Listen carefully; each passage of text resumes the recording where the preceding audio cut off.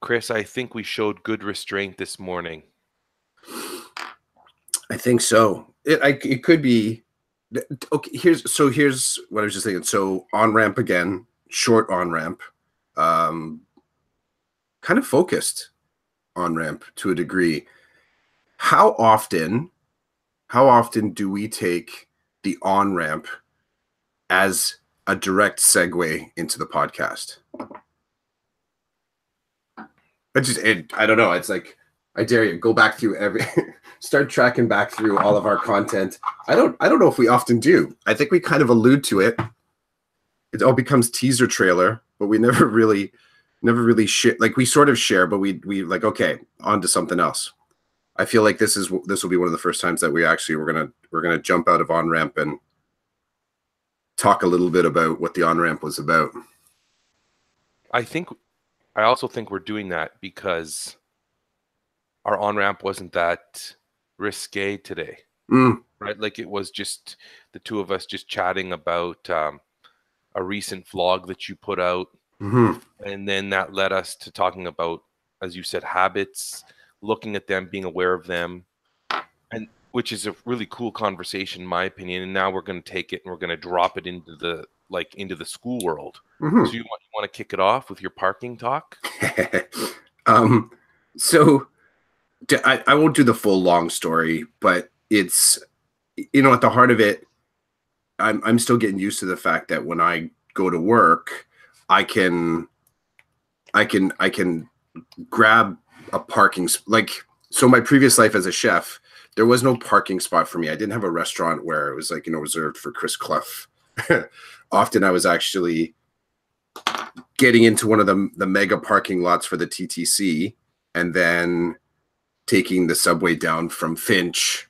Most times, I took public transportation into the city. I would drive in, but I'd be parking at a Green Pea. There's no choice of parking. So the net effect of that is nobody really notices where you put your car. And the second effect of that is you don't really get into a groove of kind of specifics. Now, I will say, in those parking lots, it was nice when I could park closer to the terminal, because it just meant I would have to walk through less weather at the heart of it. But all bets are off. Like, those places are busy, all different types of vehicles, all different types of people going through there. So you get what you get and you don't get upset, as my kids would say. So one of the cool things about working at a school is that you can start to get these benefits. You can start to park regularly, and there's lots of space, and you get used to being able to park close to your classroom or whatever your favorite door is. And for me, I've started to really examine what is about that comfort and other things that I consider comfortable that are a part of my habits at school. And it was just one of the examples, that we shared in the on-ramp was yesterday. I got to work really early, had to get some stuff done that had to do with school, but it just resulted with me being there probably about 30 minutes earlier than I normally would. And another staff member came in and with surprise said, "Oh, you're here." And I was like, "Yeah." And they're like, "Well, did you park somewhere else in the parking lot?" Which I had. And now this past week, I've been parking in different places. This is a little bit of my habit breaking project. One, to get a different perspective on the school. Two, to sort of get a different perspective on my own habits. Here's a third part that I hadn't expected, though, is that my analysis or reflection of my habits could impact just my analysis and playing with my habits, how it could affect somebody else. Now, this is a really small example. Dude walked in, and it's not like he walked in and he was scared or saddened. He just noticed that my car wasn't where he had seen it the last time and assumed that I wasn't at the school. And then he walked in and there was some surprise. But that little example kind of maybe reinforces why it's good to examine your habits. I'll play easy with EDU. Don't even know if I'm prepared to do the same analysis for my personal life. That would just be so much more problematic. But my work life, like, what are some of the habits that I'm just in that groove and I don't even know I'm in the groove? That's one of those cool moments that I don't even know I'm in the groove. close with just one thing. I was listening to a podcast yesterday, and it was Malcolm Gladwell, and he's a pretty cool dude. He has a really interesting podcast, Revisionist History, but he was actually being interviewed on another podcast, and he was talking about how he really enjoys the moment when his apple cart is turned over. And what I think what he was addressing in that context was where his sense of what he was doing and his understanding creates a bit of a mess. It sort of is just, and you have to sort of pick up the pieces and kind of put it back together in a specific configuration. And in doing so, you start to realize, you know, the efficiencies and deficiencies in your style. I've learned unequivocally this past week that there are, like, the things that I just noticed by coming in different school doors and the people that I've met, I think has kind of, it changed my week. And I'll give some examples afterwards. But I will say that had I parked in the same parking spot that I always do, which normally had been, if I looked out my classroom window, I can see my car right there. It's 100 feet away. Every day, every point of the day when I'm in that particular class, I can check in and say, oh, good, my car's still out there. Which, again, I'm not addressing any safety factor, but there's something about that comfort. There's a familiar thing in a spot where I left it. It's going to be there when I go out at the end of the day. Boom, the day's done. So there's my my habit. I want to give it some cool name, but it's just my habit experiment. You should give it a cool name. I'll try. Cool. I'll figure out something. Well, when you were talking about that, I was thinking about the staff room and how I've been in there lately. The past couple of weeks, I've gone in there, 3 or 4 times to eat. And it's still, I'm sorry, I feel like it's an intimidating place for me still. I'm not sure why. I mean, when I come in, people welcome me. It's funny, eh? I feel weird sitting at certain tables with certain people just because I have a feeling that maybe I will disrupt their flow. Why do I care? I don't know. Maybe I'm being a little bit sensitive to their needs or whatever. I don't know what you want to call it. But so I walk in, and it's been really cool the 3 or 4 times I've walked in and I've evaluated the situation. I look and I'm like, okay, there's like 5 tables. Okay, what's going on here? Who's sitting there? So what I've been able to do with some awareness is to sit at different tables with different people. And one time I was invited to come sit at a particular table, but I felt bad because when I entered into the room, there were 3 tables being used. One table had a lot of people at it, and there was a lot of chatter at that table. And then the 2 other tables, at one, there was only 1 person, and at the other, there was like 2 or 3 people, and there wasn't much chatter amongst these tables. So when I walked in, they're like, hey, come sit over here with us. And I said, oh, thank you, but I think I'm going to sit here today. And I sat at the table with the one other person because I felt like I didn't feel right about what was happening. And I was appreciative that I was being welcomed, but it didn't feel right because the person that was sitting at the table by themselves were looking down into their food. And I don't know about everybody else, but sometimes I just do that because I'm not comfortable with what we're talking about or who's in the room. And so I just focus on my food, and there's a lot of self-talk going on there. And actually, I'm feeling kind of good talking about this right now because if I'm feeling this, other people are feeling this 100%. So I felt bad for the person sitting by themselves because I didn't know, had they been invited over to that table? Were they already in the room when that table was being created? I don't know. So I said, I'm good. I'm gonna start here. And then I got a little bit of, oh, he thinks he's too good for us, the joking. And I was just like, what I wanted to say was, I really need you to be quiet, because if you keep pushing me, I'm just going to open my mouth and I'm going to say, thank you very much for inviting me, but this person's sitting by themselves. So I was thinking maybe I'd sit with them, maybe chat with them, see how their day is going, get to know them maybe. Oh, yeah, totally. But like, I don't want to say that out loud, right? But you might push me into saying that. And then I feel bad because I've been invited to sit somewhere, but I'm not sitting there. So they're thinking, is he not like us? Is he not good enough for us? There's so much BS going on in my head when this is happening, right? Which is reason number 52 why I don't even want to eat in there. But that's that's my issue, not theirs. What happened yesterday was really cool. So I came in yesterday and there was a couple of people at all the tables. So I just sat at the table with my back against the wall, kind of like a safety thing for me. Not that there's a safety issue, just I needed to be able to see the room, have my back against the wall. So I went and I did that. And that was okay. There were 2 people there. And this is the thing, I don't have a habit yet in the room. I'm just going in there sitting where I want. So I'm probably sitting in somebody's seat, but it's okay because I don't mind.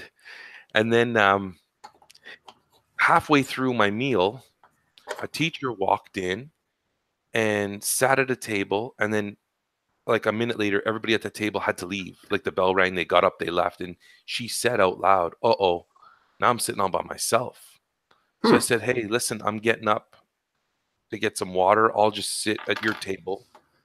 She's like, "Oh, thanks. I appreciate that." Like she just said it right out loud. So I got up, I went and got my water, and then I sat down at that table and we chatted for a few minutes, and then I got up and I left.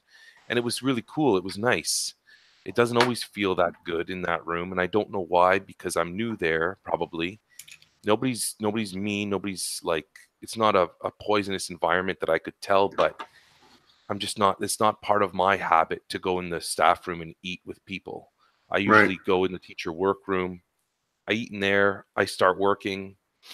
But I think it's nice every now and again to actually talk to other people. So I've been doing that. But it's now you got me going. Now I want to at least twice for the next 4 weeks before Christmas comes.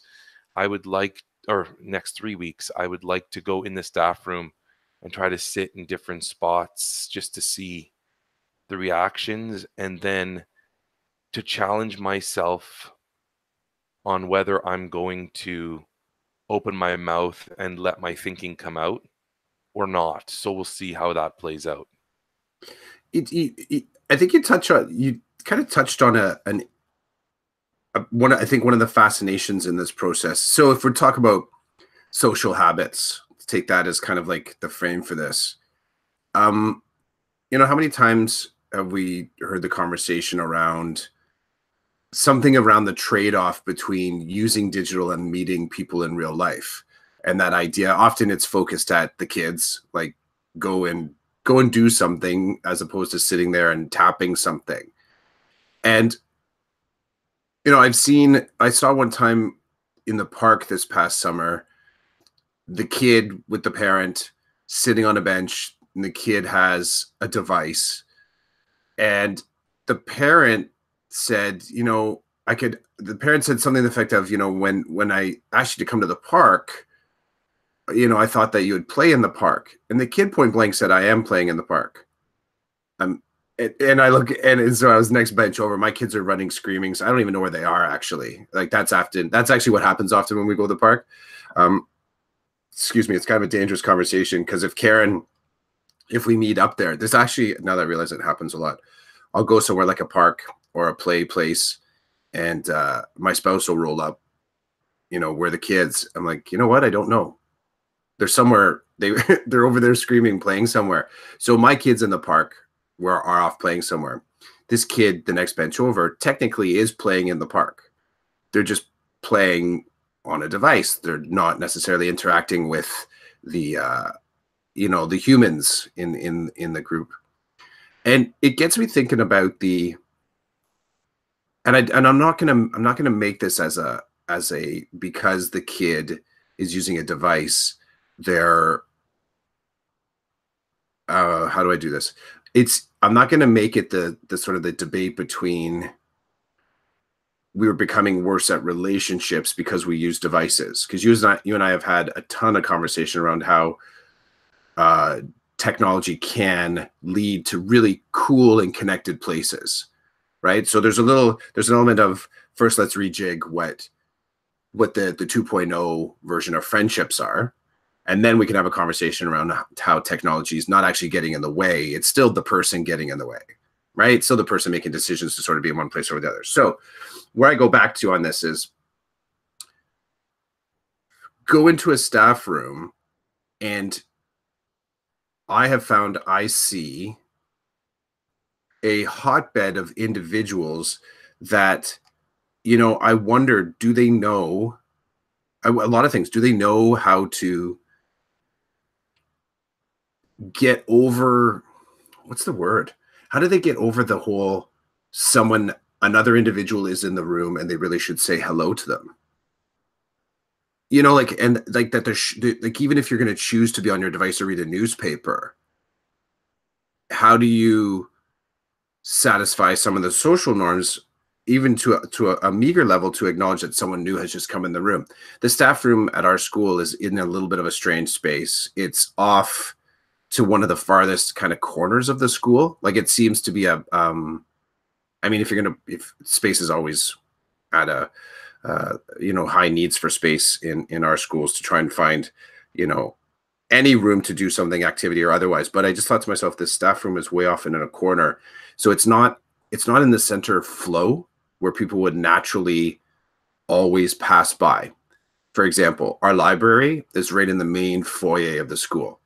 You're going to pass by the library multiple times during the day. It strikes me that putting the staff room off in a corner, you're decreasing the likelihood that you're going to have varied people coming in. So the social structure changes. Is it convenient to go from, for example, one of the classrooms that would be at 11 o'clock, 2 floors up in a school, and to go all the way across, down 1 floor at 5 o'clock on the dial to the staff room? So there's some people that choose just to stay away from that space. But I've found, even with that, you know, that being a truth about my current school, I still wonder when I go into that space, what it is that motivates people and what it is that keeps people. Is demotivated a word? Let's say demotivate. What demotivates people to even look up and see that the door has opened? Like, does it not seem like there's some rewiring going on somehow, that at a primal level, that if there's movement at your periphery or behind you, you would take a look? You don't do that? Or you do? You're shaking your head no. Is there, it's because this is the thing that I'm finding going into public spaces and nobody looks up.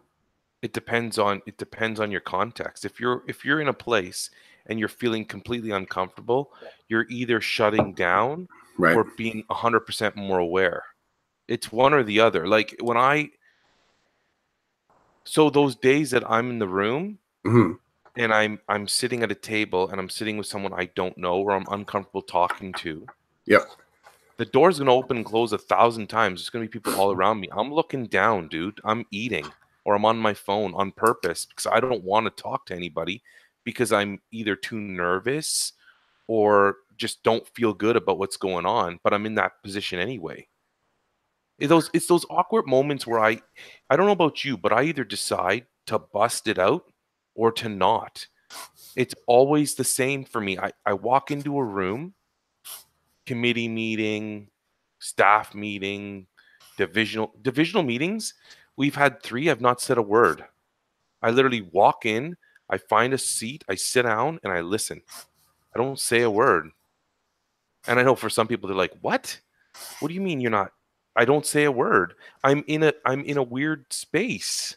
So I'm highly aware in that moment. I'm just not comfortable. I'm not comfortable at all. So yes, it's possible, very possible. And then there are other times where I'm acutely aware of what's happening around me. I don't know what to tell you. No, it's I like the because even as you're saying, and I get you and I have talked in bits and pieces around, you know, that what you just mentioned, you know, not saying a word, saying something, wanting to say something, waiting to say something. Like, there's I get all those sort of layers to it. And I'm not looking at it as a point of view is that by default, everyone should be gregarious in common places. I think that common places mean that anyone can be there and use it according to their needs. I'll start with that. I'm looking at the moments where, to be honest, I'm starting with what's keeping me from approaching someone. So I'll center it on me, not why someone wouldn't approach me.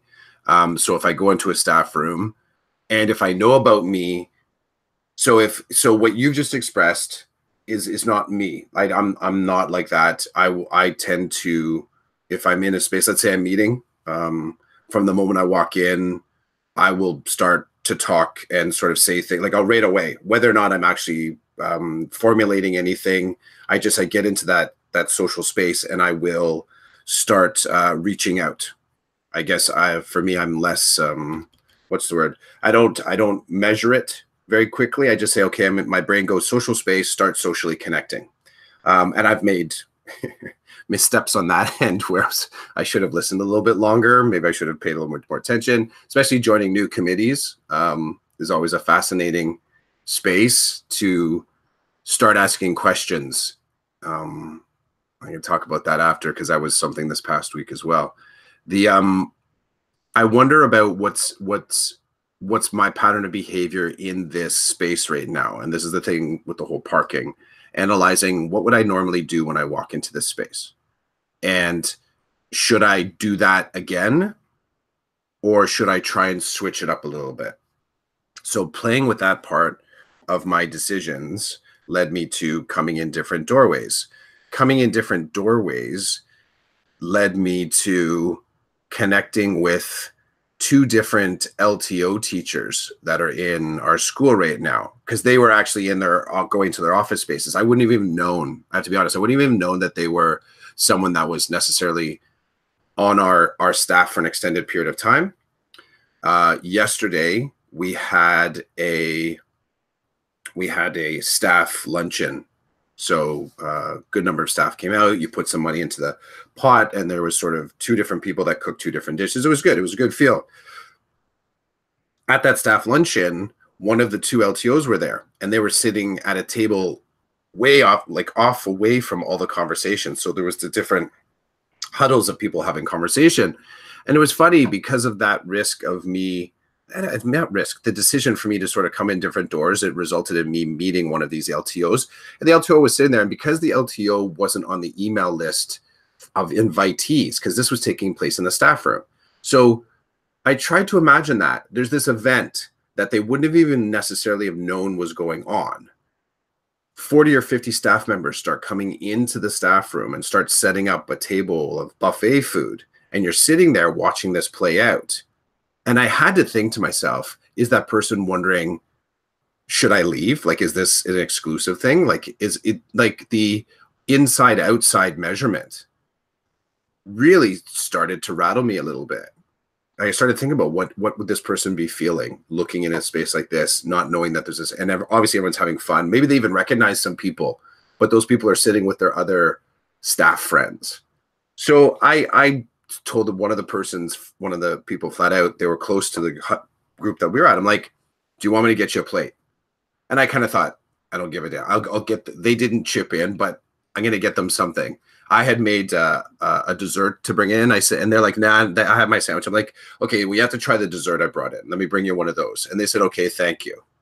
Now, as it was myself, I was shifting from there, and one of my colleagues were going to have a kid meeting, a student meeting.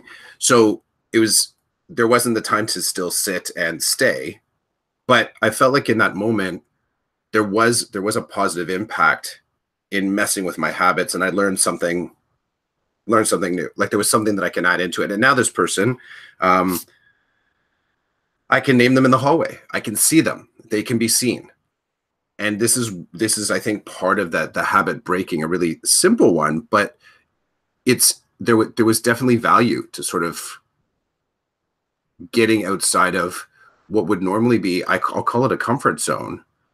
And my hope is that now this becomes a person that I can see more often. Like I'm actualizing something where I want to make more connections in the school, even if I do feel like I don't know if this is. It's a 47-year-old thing. Do I need more friends? You sort of do that. Like, like I love the example you're talking about.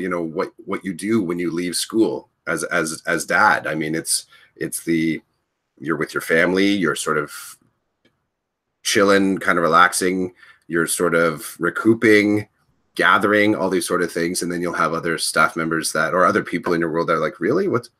Where's the party around that? Like, you just had different context, right? So in that little switch up, shared some dessert, met a new person, got a little bit of empathy injection. Like, what would it be like that person watching the party going on, but they're not in on it?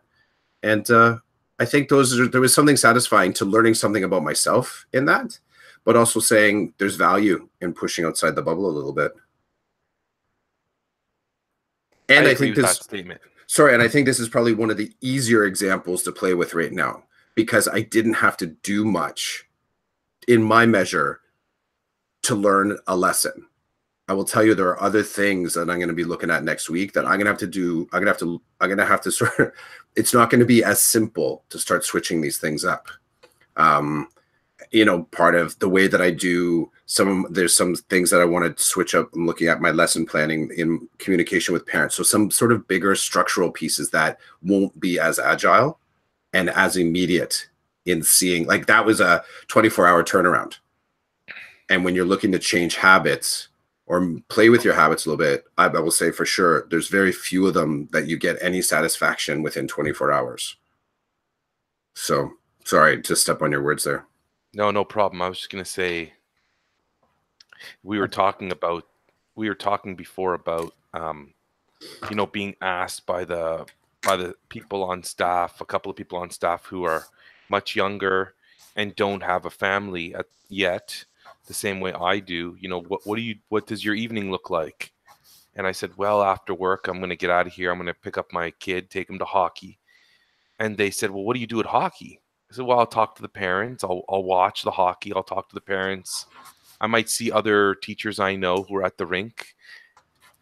And they're just looking at me like they're waiting.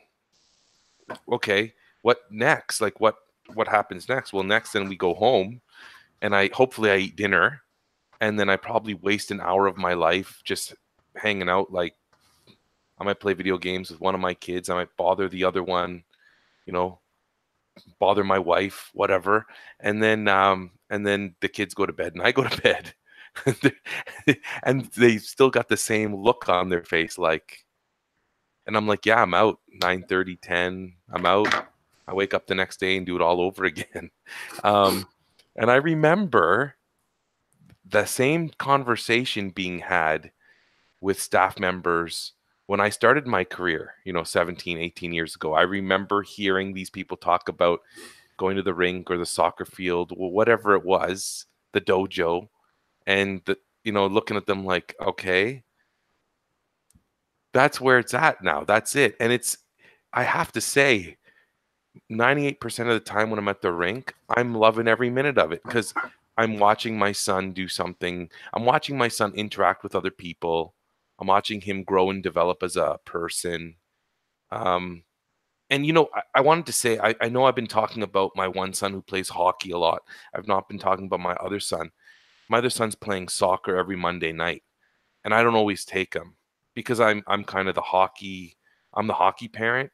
So my wife takes my other son to soccer, but I try to get out to his soccer games if my other son doesn't have hockey. And I enjoy watching him too. Like, just so this is what I do for fun. Okay, you ready for this? This is a good one. So not last Monday because he wasn't feeling well. The Monday before, we're in the car, we're driving to soccer. This is my life, people. And I'm talking with my son, and I'm like, "Are you excited about today's game?" Not really. I don't really want to go. He'd rather sit in front of the Xbox and play Fortnite. But I said, no. Well, we're on our way to soccer, so I'm like, well, let's make it interesting. You gonna try to score a goal? He's like, sure. What do I get? I'm like, you score a goal, I'll get you a McDonald's. Oh, he's like, okay. What if I score 2 goals? I said, if you score 2 goals, I'll get you McDonald's and I'll give you $25. And now he's like, what? And I'm just driving, big smile on my face, because I don't really. He's always playing video games, or I'm always doing something. We need to connect. Yeah, yeah. I know that we need to connect. So then he says, well, what about 3 goals? I'm like, 3 goals, you get $50 and McDonald's or fast, whatever. I'll buy you food. Doesn't, whatever. He's like, okay. So we get there, and now, like, I'm totally into this soccer. He's like bouncing off the walls. We start the game. In the first 2 minutes, he scores a goal, and he kind of looks at me and gives me one of these, and Yeah. I'm like, bring it on. Like, let's go. So then he had 2 other really good chances, didn't score, and then the half came and they put him in the net for the second half. And I think he was really bothered about that because, we didn't talk about what would happen if he was in goal. And that was a whole other story. But that's my life. Like, that's what I'm doing. And then here's really cool stuff is at the odd time where we can get a babysitter, my wife and I'll go out for dinner together alone. And the best part about that is that we'll eat at like 6, but we'll be home by 8. Like we can't even stay out. Can I just pause on that for a moment? Yeah. I want to land on that just for a moment. Because I was saying yesterday, so yesterday I was at work and someone was saying, oh, so, today's your birthday. Yesterday was my birthday. Happy birthday, by the way. Thank you. Any of the listeners. So, my colleagues are like, so, like, is there anything fun planned? I'm like, well, I said my wife told me, you should be home. Like, we need to be somewhere by 5:00. So I had to zip home from work, get the kids, kind of get ready. We were going out as a family. And they're like, well, what do you think you're going to do? I'm like, I don't know. I said, but there is something in me that I'm hoping that we're done by 7 so that we can make it back home and do family movie night, like just to be able to kind of relax. Right. And they looked at me, same look that you were talking about, like the younger staff, like, really, your birthday party day ends at 7 p.m. And I'm thinking, oh yeah, I'm kind of looking forward to that. Even to the point of we got home last night. I forget what time we went. So we went out for dinner. We decided that we were going to pick up some dessert and bring it home. So the kids had dessert. I didn't really make it to it. I had part of one. We all sit like in the TV room and I'm asleep. I fall asleep. Family movie credits are scrolling up on Netflix. I'm like, kids, did you like the movie? So I totally get the whole, like, it's cool when you can make it home at a decent hour. Can't even believe I said the word decent hour. It's so old timey and dad style, right? But you make it home and you can sort of put on your comfy clothes and just kind of relax. Like, there's something nice to it. Kids in bed by 8:30. Yeah. I don't have the kids in bed by 8:30. Yeah, mine are creeping up. It is creeping up. But you say you're home by 8. I jumped in when you said home by 8. So why is that a good thing for you? It's just because then you still have some time that you're going to get to yourself. Right. You're still going to have some downtime. And don't get me wrong, it's fun going out and having dinner, the two of us, but we don't have anything else to do. I remember, not recently, but, well, maybe recently. Yeah. Okay. So we had one really awesome babysitter, but she's much older now and she's in university. And we realize, like, she would come over. Here's the funny thing. So she would come over. She would watch the kids from like 5:30 to 8. And then her night was just starting. Yeah. So I remember, like, when we say, are you available? She's like, yeah, I'm available. What day? What time? And she's like, okay. And she'd say, like, you just need to make sure, can you be home by 10? Because I'm going to be going out with my friends. We're like, 10, I'm out. Like, I'm done. So I'm like, yeah. So think how awesome that is for her. We get home, we pay her. And I think we're relatively generous because we understand she was really great babysitter and the kids loved her and she loved our kids. My wife had taught her when she was in grade 3. And there's a familiarity, there's a trust, and my wife knows her family. Like, it's the ultimate awesome feeling you get when you know who's watching your kids is like a great person that comes from a good family. Yes. So we get home, we pay her for her time, and she's like, okay. And she literally, I'm like, what are you up to now? She's like, I'm going out with my friends. I'm like, awesome. Sweet dreams. I'm going to bed. You do your thing. Now, the new babysitter we have, she's in grade 9. So she's not living the same life, but we have had her over for an evening session so that we could go out together and the kids would have somebody relatively responsible watching them.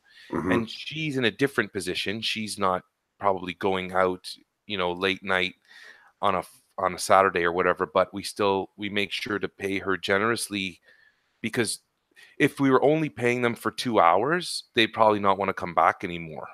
Yeah. They think it's not really worth my time. So we have to make it worth their time. And we used to say, okay, well, we're done. Should we go to chapters now? So we might go to chapters and peruse, or we might go to like one of those, my wife really likes those like Marshalls and Winners and stuff. So Yep. instead of going straight home after dinner, we would go to one of those places and kill another hour to get home and be able to justify having gone out. That's where I'm at. I mean, this is where I'm at. I podcast at Saturday mornings with my buddy Chris because it does something for me in my work. So that's cool. I have other little side projects, as you know, but really I'm driving kids or I'm doing house stuff or hey, I waste time too. I procrastinate and I sit around and I play video games too. That's kind of like my way to debrief or to waste time. I'm not always planning lessons and stuff. That's just my life, right? Here's a dad question. Dad to dad. So I can tell. So you mentioned Fortnite before. I'm trying to figure out. So my son is so Jake is slowly creeping more into wanting to play video games. He's diverse. We're keeping him. Both kids are diverse. And I'm trying to. It's funny. I don't game nearly as much as I used to. I don't make it to it. And there's games that I would like to play, but I know that some of the content, I'm not quite sure I want to introduce it to either one of my children. So a lot of the games that they have, like I have an Xbox One that's set up in the basement here with a TV that the kids often will also let watch Netflix on. And like they're playing like Rayman, and I bought Banjo-Kazooie. Like they have a lot of the games that are like the classics, right? Some of those old ones that they'll report, and Xbox has some pretty good ones. What was the other one? Crash Bandicoot. I bought the trilogy of that, and they've been playing it. So I haven't stepped into the ones that have any of the darker kind of content, some of the stuff that I've enjoyed playing in the past, which is, you know, I do enjoy some of the, like the horror gaming genre. I dig those ones. And some of the ones where there's shooting and, you know, all the stuff that sort of starts the conversation of, do violent video games, you know, what's wrong with violent video games? So here's my question to you. I'm trying to wrap my head around the big picture of Fortnite. Now, I've watched some of the sessions on Twitch. I know there's a whole there's cultural explosions that have come out of that, out of Fortnite in itself. Let alone, I think, didn't the whole like flossing dance kind of somehow it's connected? Okay, so what is it? So what my first question is, what are the games when you play games? Are you playing games with your kids? Or are you playing games on your own? Video games? Yeah. My one son, he and I will play against each other. That's the son that's not playing Fortnite. Okay. So the what games? Usually it's a sports game, football or hockey. Gotcha. And have you played Fortnite? I've played a couple of times, and I usually don't last very long because I mean, number one, I'm not familiar. I'm not fluent with the controls. Right. I don't know the controls. Therefore, my reaction reaction time slower. I die faster, and usually when I'm playing on my son's. I'm like, give me the controller. I want to play. Mm-hmm. So he's playing with his friends. So all of a sudden, I go rogue, and I can hear his friends yelling, and I'm like, "What are you doing?" He's like, "My dad's here. It's my dad." You know, like, watch the language, and my dad's playing. Don't worry, he won't be here long, type of deal. That's kind of what it's looked like. It's funny. I can remember. So I used to really love. I still do love the game, the Borderland franchise. Did you ever see that one? So Borderland was out before. Did you ever play Destiny or hear about Destiny? So it's like an open. It's an open. Borderlands, how would I describe it? Like Mad Max. That's my best way to sort it. So the whole concept of Mad Max, this idea that there's like this post-apocalyptic future. You have different kind of towns and cities and villages that you can kind of pillage, but you're kind of going across this kind of wasteland kind of setup. So this is Borderlands, right? And I was always more of a campaign gamer. Like I was never playing online, despite the fact I've been gaming forever. Like I don't have a headset for my game system to be able to even interact in the community. I had one one time where I played Borderlands where, and it's like you can level up your character, different weapons, different resiliences, though it's the whole D&D, the whole Dungeons and Dragons kind of thing. Build a character, build your character up to a certain level, go into the adventures, and then, it's not even necessarily about the campaign or the story anymore. It's just about how much can you accumulate. So I tried that once. I had been playing in the campaign long enough that I thought that I had leveled up my character to a reasonable amount, like a fairly robust character. So I dropped into one of the games, and it was crazy. Like I think there was probably 20 people all playing in this space, and it totally I don't even, as best as I could describe it is that, okay, so I've done, I told you, like I did the 2 years with Access. I've done these niche spaces in teaching. I've had students get really upset at me for decisions, supportive decisions, student success decisions. I've had students tell me, you've ruined my life, Clough, and all these sort of things that you wouldn't necessarily expect to be a part of teaching. I've had kind of those things happen. So I drop into this community of gaming, and what I wasn't expecting was, like, I was just being sworn at for 10 minutes straight. Every single person that kind of walked up to me and would sort of say something, it would start off with like some sort of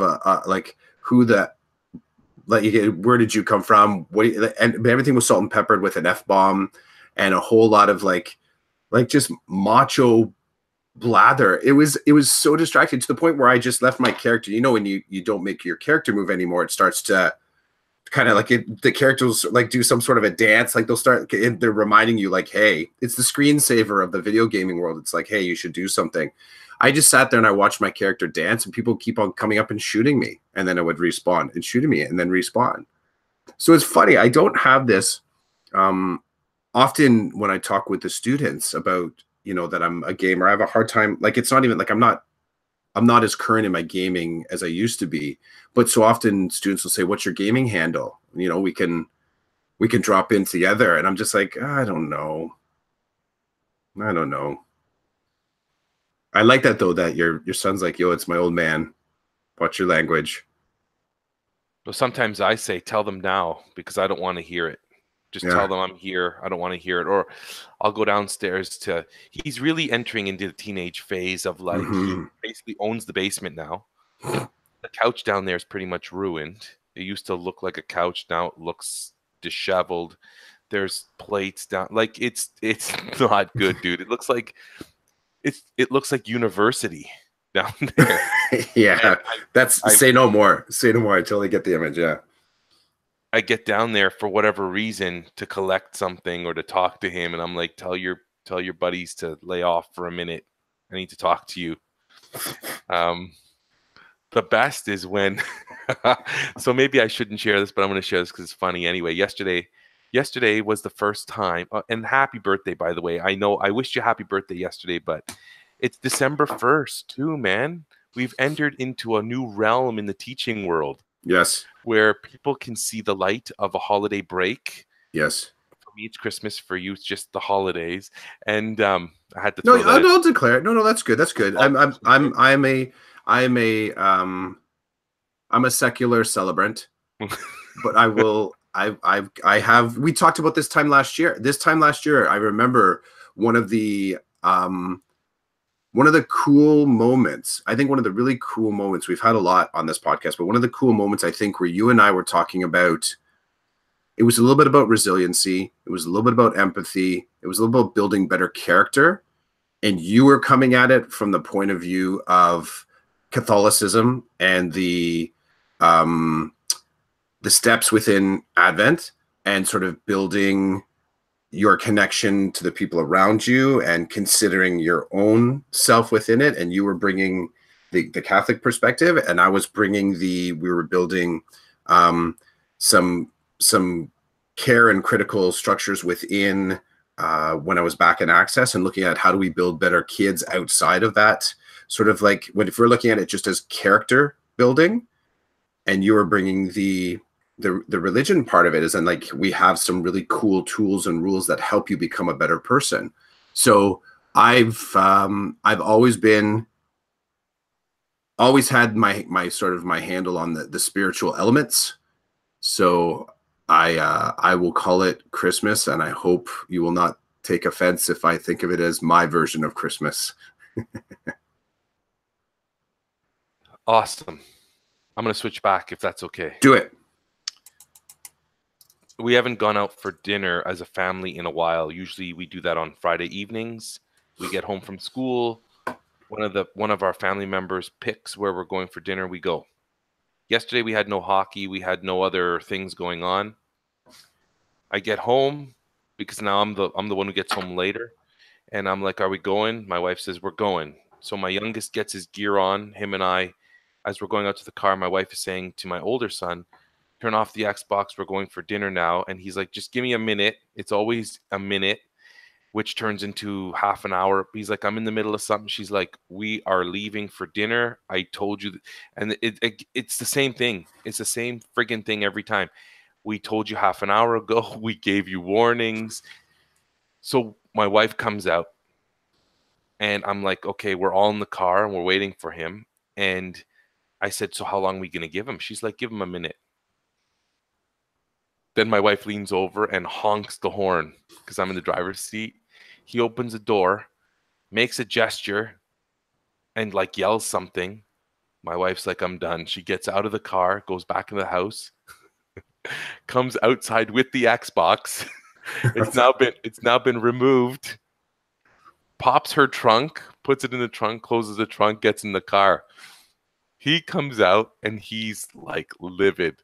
"What did you do that for? I was coming." She's like, "Not fast enough." So then we get in the car and we drive to dinner, and the drive to dinner was okay. And then we get home. This is I got to give you the full picture, right? We get home.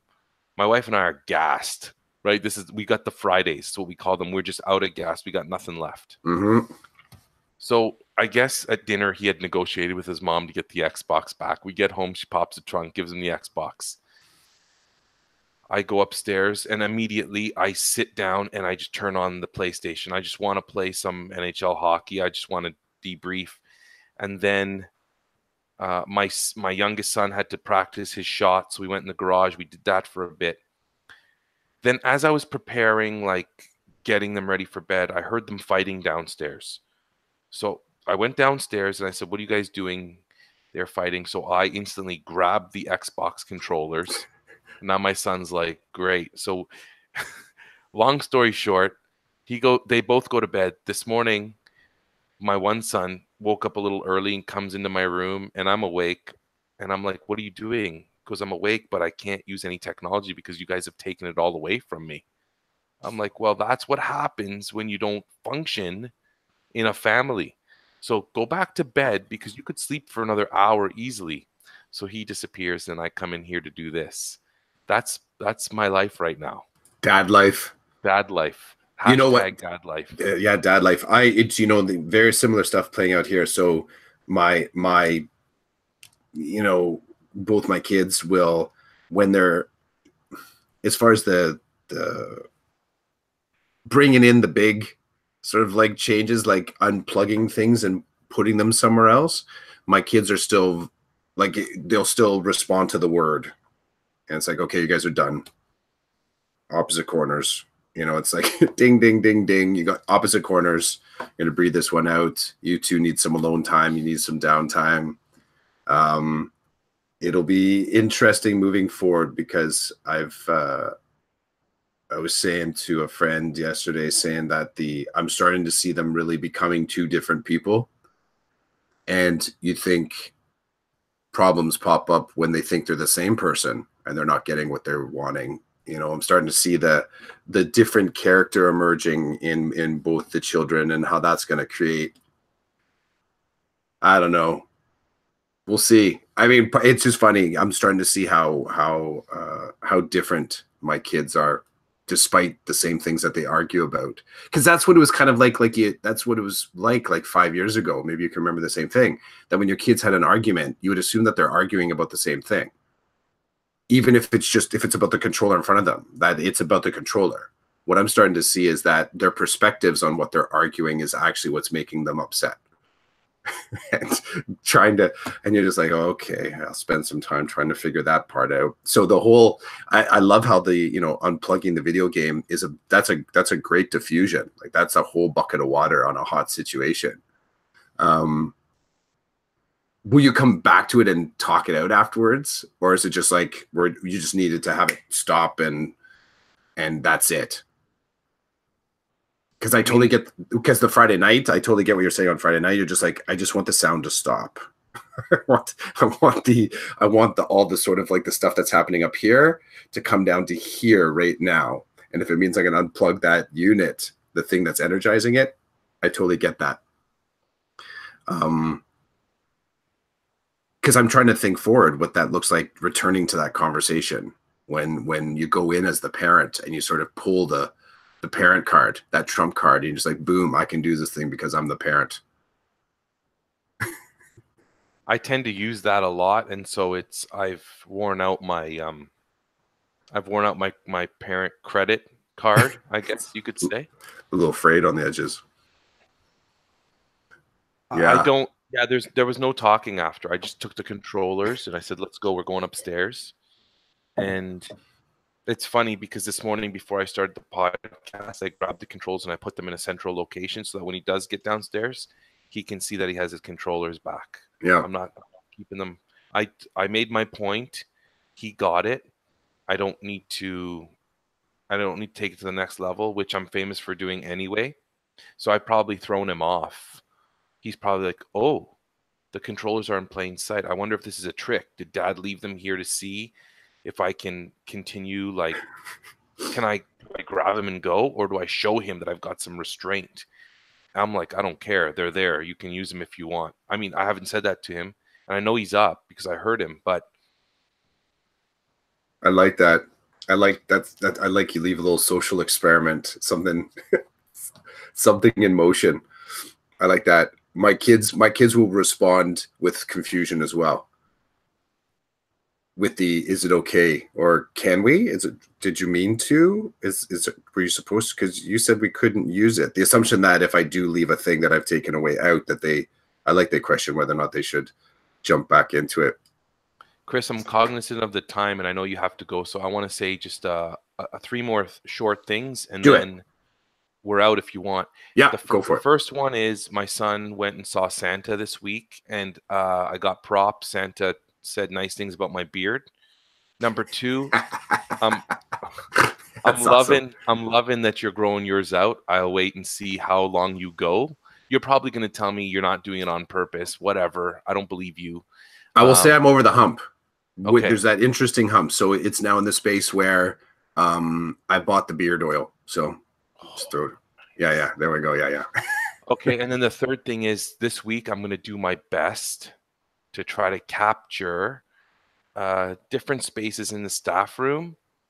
And dare I say, I'm going to try to record on video some of my experience. So hopefully by the end of this week, I will have created some type of vlog involving the staff room. And I'm going to see, I might get beat up because people will see them recording. They might not like that. We're going to see what happens. I don't know. And it could be a vlog reflection this week where it's just music and footage, no talking. Because I don't think some of the people I work with are ready to have me turn on my camera and start talking in that space, in their space. And they may be talking about things that if they found out was being recorded, they'd be very upset. And I don't want to do that. But we'll see if I can do something creative with this week. I'll ask people about where they're parking. I want to find out if they've been, because the school that I'm at is only 5 years old. And if someone's been parking in the exact same spot for 5 years, I'll make it. I'll go dark on it. What haven't you learned about your school by parking in the same spot for 5 years? I'm going to ask the questions. I'm not going to record, but I'll get some pieces on it. Dude, thanks for chatting, man. No problem. Have a great day, and hopefully we'll talk next week. Yep, for sure. Take care. Okay. See ya.